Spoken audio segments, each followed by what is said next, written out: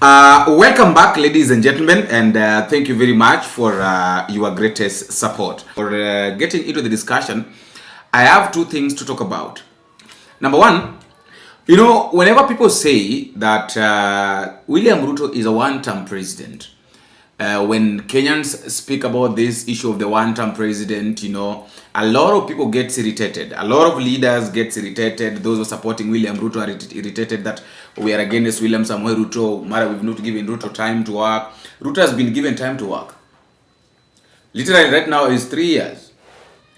What is it that what is there any constructive that he has done that people can appreciate and say that okay, hapa na hapo Ruto amefanya kazi. Okay, of course, the issue to do with the stadiums, making them modernizing the stadiums and all that, we have to appreciate that. But besides that, is there any other thing? Because what I know is that a stadium will only be used for a short period of time. Just like right now, it's being used because of the CHAN. It will be used and then up to the end of the month. And then at the end of the month, again, the issue of the football and all that stadium will be done. So what about schools?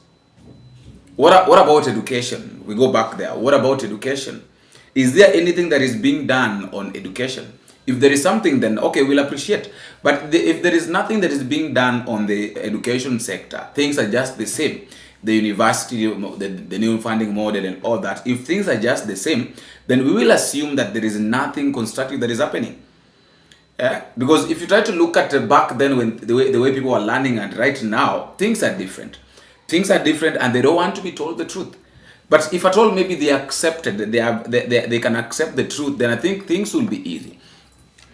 The problem is not even the issue with William Ruto. The problem is the people that surround him. Because I want us to take a look at this. William Ruto is the president. He says that, okay, I want us to do this.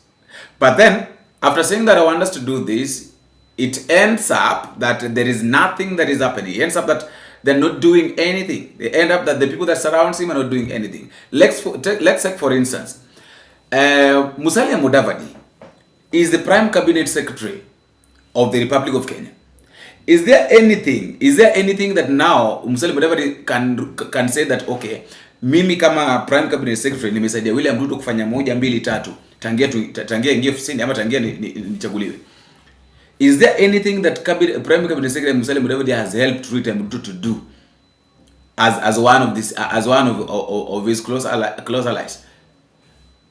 Imagine someone is coming from Nairobi, anavaa suti, anatumia ndege, alafu anaenda na magari, and then anatoka all the way from Nairobi kwa ofisi yake up to Busia, only for this person to go and launch a tap of water.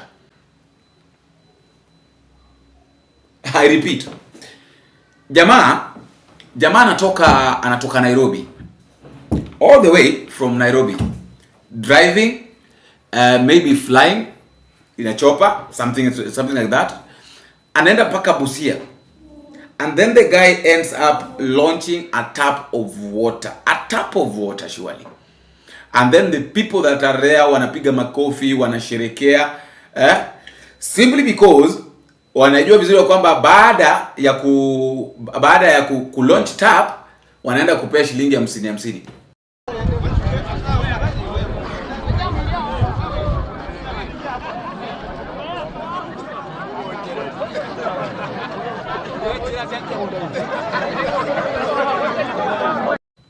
It is so much shameful that the people that are in the village have got this notion that they don't care who is in power. They don't care whether things are being done or not done, as long as they can get their 100 shillings, they can get their 50 shillings, they can get their 200, their 500 shillings when the leader comes. And these leaders, they're very funny. Once you show them your interest, once you show them that you're only interested in money, that is what they'll give you. Because they know that at the end of the day, there is something that they're going to achieve. Let's say now, for example, the way these guys walipanga line because wanaenda kupewa pesa. But after launching, remember this is happening after launching a tap of water. So launching a tap of water, how is it just a tap? Na nile maji ya kanjo, si maji yote, ni maji ya si ati ni borehole, ni maji ya kanjo. What if hii maji katika, because there comes a time when maji ya Kanjo katika. So what if hii maji kuja ikatike? What would happen? It means that there will be no water around there. It means that these guys will be suffering. Now, they will be suffering and they can't call Musalia Mudavadi telling him that ile maji ambayo ulikuja ukalaunch haiko imeisha. Because he has already bought them. He has already given them money. So how are you going to call Musalia Mudavadi telling him, and where are you going to, in fact, where are you going to get his number to call him? Are you seeing such kind of scenarios? Where are you going to get his number to call him? Story number 2 is about William Samoei Ruto in Homa Bay's visit. But before I get into that, there is something that I would like to say. I just want us to remember something here. You know, I've seen William Ruto trying to do some of the projects in Luo Nyanza, which is not bad, because as a leader you have to make sure that you're working for the whole country. But sasa anafocus sana kwa Luo Nyanza, thinking that he's going to get a lot of votes in Luo Nyanza. I want to give a scenario here. Back in 2022, Raila Odinga was vying for the presidency. Raila Odinga is a Luo. In fact, Raila Odinga's popularity is much bigger than the popularity of William Ruto. Go to Coastal Province, go to Nyanza Province, go to Western Province, go to Central Province, Eastern Province, you know, and Northeastern, all those parts of the country, every part of the country. You know, what is normally funny with Raila Odinga is this. Raila can, you know, during the time of the election, you'd find that there is no single place that Raila Odinga will not get votes. Like, lazima tapata. He must get votes from different places. He must gather votes. Like, unasikia Central amepata kura fulani, Mombasa amepata kura fulani, Northeastern amepata kura fulani, amepata Central, you know, Nyanza amepata kura fulani. So that is Western amepata kura fulani. So that is how Raila used to operate. Every place lazima angepata kura. But then, besides all those things, Raila did not make it to become the president in 2022. Besides all the fame and all that, you know, all the strategies, he failed to become the president in 2022. In fact, in Luo Nyanza, 400,000 people did not vote. I know some of you are watching this video and you did not vote. 2022, over 400,000 people did not vote for Raila Odinga. So what is it that William Ruto is thinking? That imagine now these ones are 400,000 people that did not vote. And imagine Raila did not do anything. There is nothing that Raila did that maybe could have made them refrain from voting, or maybe say that huyu ametufanyia hii hatutampigia kura. Nothing. He didn't do anything. But they just decided that they're not going to vote. And that is how Raila failed in 2022. Because take a look at this. Suppose the Luo Nyanza voted, because William Ruto alimshinda Raila Odinga with, was it 200,000 or 200? So imagine William Ruto got 233,000 votes, 211. 233,211. And how many Luos did not vote? 400,000. So suppose all those Luo people voted, Raila could have won the election. But then, right now, something is telling William Ruto that you just go to Nyanza province because those people are going to vote. Those people will vote for you. That is a lie. That is a very big lie. A very, very big lie. I'm very sure that, leave alone these 400,000. Utapata kwamba in Nyanza, hata 800,000 people hawata vote. If at all, maybe the population that the registered voters will be watakuwa wengi, then hata 500, hata 600, hata 700,000 people hawatapiga kura Nyanza. Hapa unadanganywa because people are tired. People are tired. Of course, we understand that you have to do development. You have to do developments every place. But then don't focus in one place thinking that it will add up value. It will not. The last thing is this issue. William Ruto is building. I saw him laying a foundation stone for the Tom Mboya University Students Village in Homa Bay.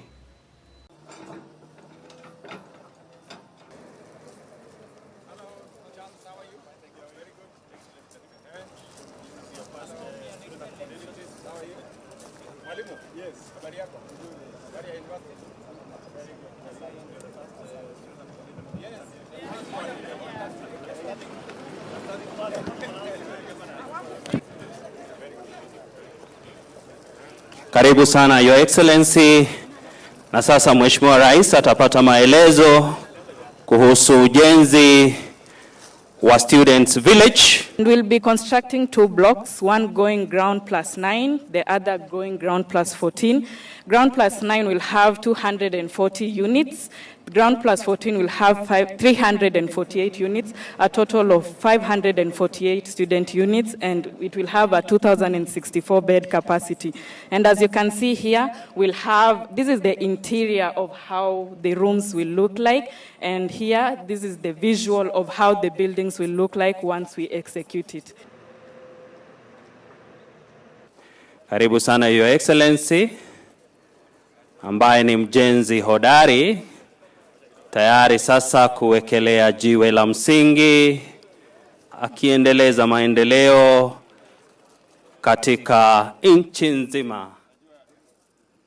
Ishara tosha kwamba, makofi mazuri tafadhali wananchi. Ishara tosha kwamba sasa ujenzi wa Student Village katika Tom Mboya University hatimaye umekamilika na ujenzi unaanza. Makofi mazuri kwake Rais wa Jamhuri ya Kenya, akionyesha ustadi wa ujenzi. Yeye ni engineer number 1, fundi number 1, mason number 1, kihakikisha kwamba jiwe liko salama. Ujenzi wa Students Village hapa Tom Mboya University. But then after doing that, I asked myself this question, that why, because we already have some of the facilities, we already have some of the universities, some of the colleges, so why not improve and fund existing ones instead of building new ones? Why can't you just decide and fund, improve the infrastructure and fund the existing ones? Because you already, the existing ones you've already failed to do them, to manage. Managing the existing ones is a problem. So if you continue adding more, do you really think that it's going to be very easy to manage all of them if the existing ones cannot be managed? So why build others yet zile zenye zipo ni shida kubwa sana kuzi maintain and kuzi manage? So those are the kind of things, those are the kind of questions, are the kind of things that we really need to look at.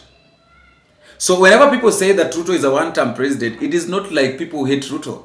It is not like people hate William Ruto. No, people don't hate William Ruto. People are just tired of what is happening. People are just tired of the things that are happening in this country. People are just tired of what is people are doing. As simple as that. It is not that people hate him. No. Nobody hates William Ruto. Ruto is a very good person. Nobody hates him. But people hate what he's doing. People hate the people that surround him that doesn't want to tell him the truth.